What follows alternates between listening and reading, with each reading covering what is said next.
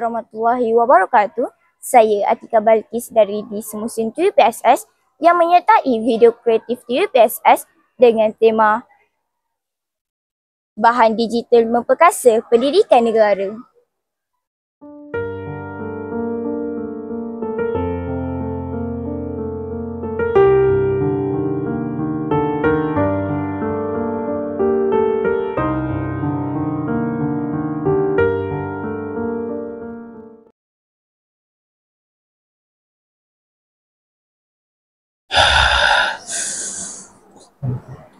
Susah nak faham buku ni. Mantap. Kelas hari ni cikgu nak ajar kamu tentang pertempatan bandar. Jadi cikgu akan bacakan buku teks ni. Cikgu harap kamu faham lah.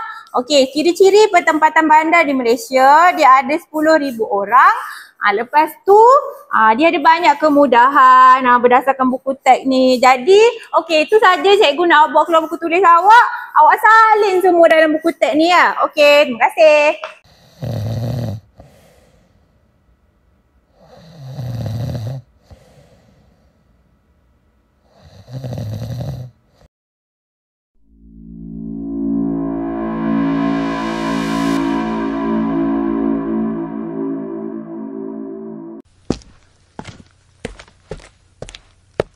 Ya Allah, kau ni kenapa?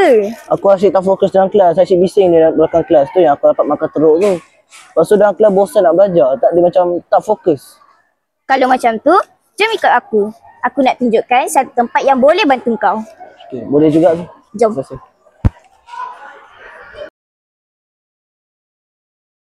Inilah tempatnya. Wow, nampak menarik. Okay, jom masuk. Di sini ada 20 buah komputer untuk memudahkan pelajar untuk belajar secara digital. Wow, nampak menarik. Okay, sekarang ni kita berada di bilik tayang. Guru-guru menggunakan smartboard untuk mengajar supaya murid lebih fokus dan tidak mengantuk. Wow, mesti saya boleh fokus dan tak mengantuk dah sekarang ni. Murid-murid SMK Engku Hussein memanfaatkan sepenuhnya kemudahan digital yang tersedia dengan mengikuti tuisyen secara dalam talian dan juga mencari maklumat-maklumat untuk membantu pembelajaran mereka seperti mengakses maklumat dalam rak maya untuk mencari buku-buku digital untuk meningkatkan kefahaman mereka.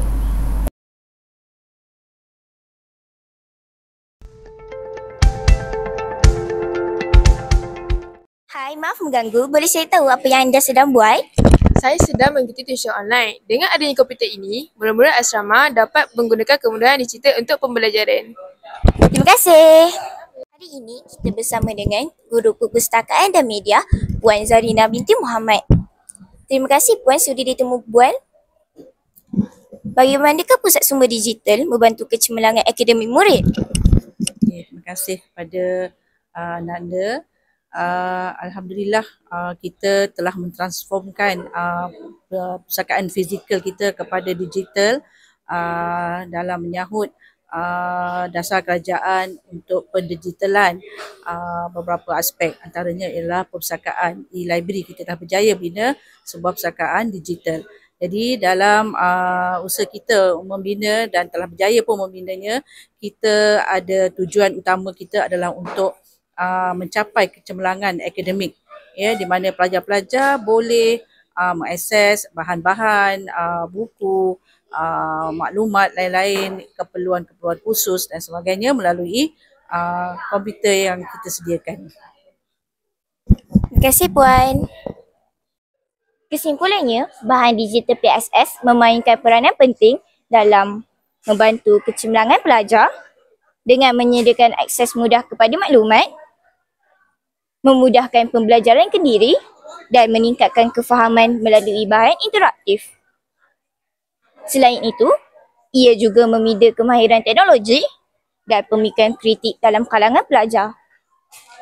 Oleh itu, penggunaan bahan digital harus dimanfaatkan sepenuhnya bagi menyokong kejayaan akademik bagi melahirkan pelajar yang berdaya saing.